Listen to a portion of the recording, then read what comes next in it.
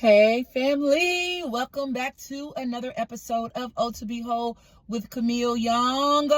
Glad you're here. What's up, Holy Rollers? Glad to see you, your face up in the place. Hello to my new subscribers. Hey y'all. Thank y'all for coming on in and joining the Holy Roller family.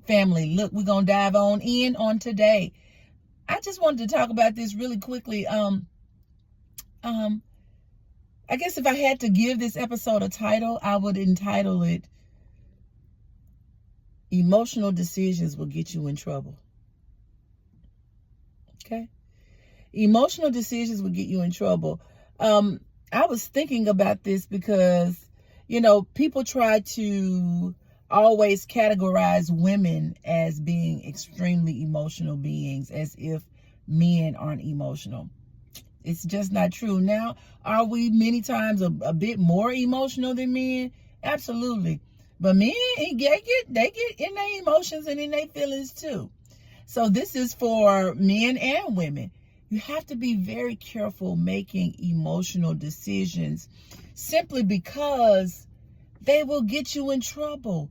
You will make a decision based on a feeling, based on whether that feeling is sadness, whether it is happiness, whether it feels euphoric,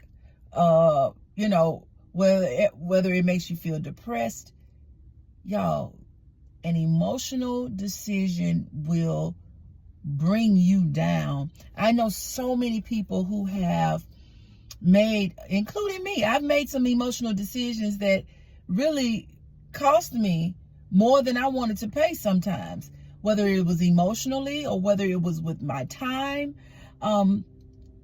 Emotional decisions will cause you to suffer consequences that you did not see coming down the line, because in that moment you were quick to make a decision based on an emotion that you felt.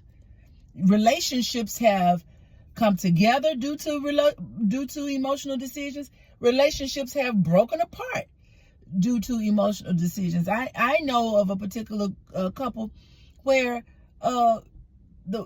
they both made an emotional decision and were still in love with each other because something happened within that relationship, and they made an emotional relationship because they, in my opinion, because of what happened, they worried about what other people are going to think of them, versus one, keep folk out your business. Okay, that's gonna be a whole nother episode. Keep folk out your business. Okay, and two, things happen in relationships. Now, don't get me wrong, I ain't talking about nobody beating you upside your head. I ain't talking about none of that. Now, cussing you out, man ain't working because he lazy and making excuses or got addictions. I ain't talking about that. I ain't talking about none of that. I'm just talking about things that can happen, whether it is infidelity or something of that sort. And I am not justifying it. Let me be very, very clear. If you cannot forgive your spouse over something like that, okay, it's better for you to probably part ways. But if you all need to take a little time and then come back together and maybe get a third party to help you, and you love your spouse, and a major error was made, and you see the error of your ways or the error of your ways, and you're able to come back and reconcile and do what needs to be done to rebuild the trust, then marriages can come back together. But the point I'm making is, people will make emotional decisions about what, I ain't gonna do this and I ain't gonna do that, and she ain't finna do this to me and she ain't finna do it. Look, y'all, emotional decisions always come back to hunt you later and bite you in the butt later. So I just want to let somebody know who may be going through a gamut of emotions right now due to something that has happened, whether it's loss, whether it's you're not where you want to be in life, whether it's dealing with some form of rejection, whether there has been a financial hit, whether it's a hurt in church, somebody hurt you from church, whether it's relational, whatever that emotional thing is, don't make an emotional decision. I'm even talking about it small, but can really become big. Something as small as you sad and you go eat a gallon of ice cream. you're going to regret it later.